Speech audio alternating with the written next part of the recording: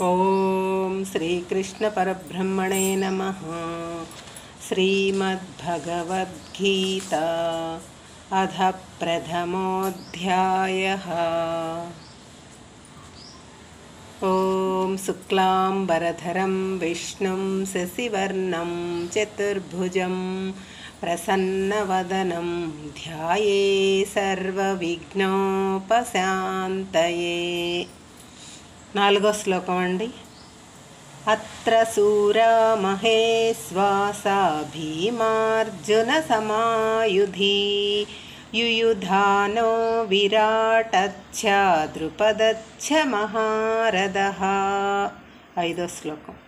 దృష్టకేతుచ్ఛేకితానకాశీరాజచ్చ వీర్యవాన్ పురుజిత్ కుంతిబోధచ్చ శైభ్యచ్చ నరపుంగవః. 6వ శ్లోకం. యుధామన్యచ్చ విక్రాంత ఉత్తమోజాచ్చ వీర్యవాన్ సౌభద్రో ద్రౌపదేయాచ్చ సర్వ ఏవా మహారథాః. తనలో తాను సర్దుకున్న దుర్యోధనాచార్యులతో ఇలా అన్నారంట. ఆచార్యవర్య, ముందు నువ్వు పాండు సైన్యాధ్యక్షుణ్ణి గురించి చెప్పాను అంతే, అయినా తమరికి తెలియనిది కాదు. ఏదో ఒక తృప్తి కొరకు పాండవుల సైన్యంలో ఉన్న మహారథుల గురించి చెబుతున్నాను. శ్రీకృష్ణుడు తమ్ముడు సాత్యకి మహారథి అనే పేరుగాంచిన విరాట మహారాజు, దృష్టకేతుడు, చేకితానుడు, మహాపరాక్రమశాలి అయిన కాశీరాజు, పురజిత్ కుంతిభోజ్యుడు, శైభ్యుడు, మహాపరాక్రమవంతుడైన యుధామన్యుడు, మహావీరుడు, అభిమన్యుడు, ఇంకా ద్రౌపది కుమారులైన ఉపపాండవులు, వీరంతా మహారథులు. వీరి ధనస్సులు చాలా పటిష్టమైనవి. వీరందరూ కూడా ధనుర్విద్యా పారంగతులు. వీరంతా భీముడు, అర్జునుడితో సమానంగా యుద్ధం చేయగల సమర్థులు. మహారథి అంటే ఒక సమయంలో 10,000 మంది సైనికులతో యుద్ధం చేయగల సామర్థ్యం ఉన్నవాడు అని అర్థం. వేరు చోట్ల వేరే వేరే అర్థాలు ఉన్నాయి. మరి వీళ్ళ సంగతి ద్రోణుడికి తెలియదా? తెలుసు. కానీ ఎదుటి బలమును తన బలమును అంచనా వేయటం యుద్ధనీతి కదా. ఈ వివరాలు చెప్పాడు. ఇంకా తన పక్షానున్న వీరుల గురించి కూడా చెబుతున్నాడు దుర్యోధనుడు. 7వ శ్లోకం.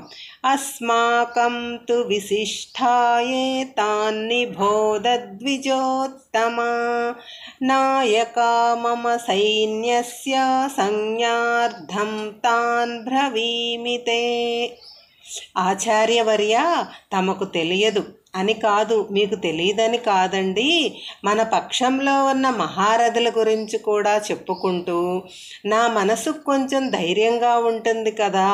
అందుకని కేవలం తమరి గుర్తు కోసం మన వైపు ఉన్న యోధుల గురించి చెబుతాను వినండి అని చెప్తున్నారు. ఈ శ్లోకంలో ద్విజోత్తమ అని గురువుగారు ద్రోణాచార్యుని సంబోధించారు. దుర్యోధనుడు ద్విజోత్తమ అంటే బ్రాహ్మణోత్తమ అని అర్థం అన్నమాట.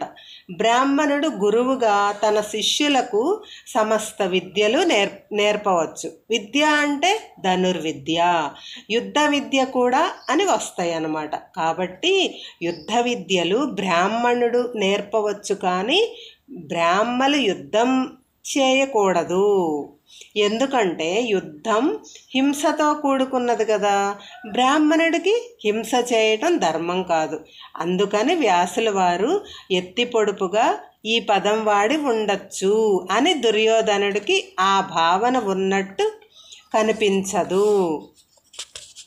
8వ శ్లోకం. భవాన్ భీష్మచ్చ కర్ణచ్చ చక్రుపచ్చ సమితింజయః అశ్వత్థామ వికర్ణచ్చ సౌమదత్తిస్తదైవ చ. 9వ శ్లోకం. అన్యే చ బహవః శూరా మదర్థే త్యక్తజీవితాః నానాస్త్రప్రహరణా సర్వే యుద్ధ విశారదాః. గురువర్యా, మా పక్షాన తమరు ఉన్నారు, ఇంక మాకేం భయము.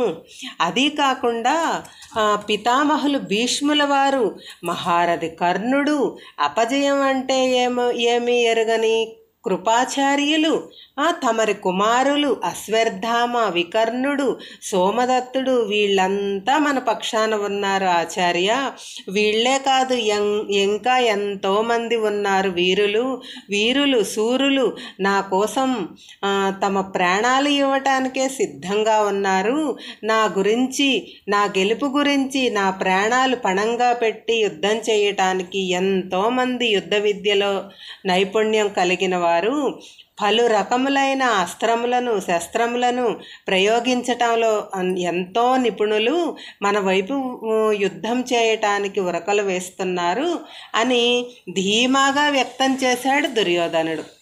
ఇక్కడ ఒక విషయం అండి మనం గమనించాలి. ఎంతోమంది వీరులు పరాక్రమవంతులు నా కోసం యుద్ధం చేయటానికి వచ్చారు అంటే బాగుండేదేమో, కానీ దుర్యోధనుని నోటి వెంట వీరంతా నా కోసం తమ ప్రాణాలను విడుస్తారు అనే మాటలు వెలువడ్డాయి.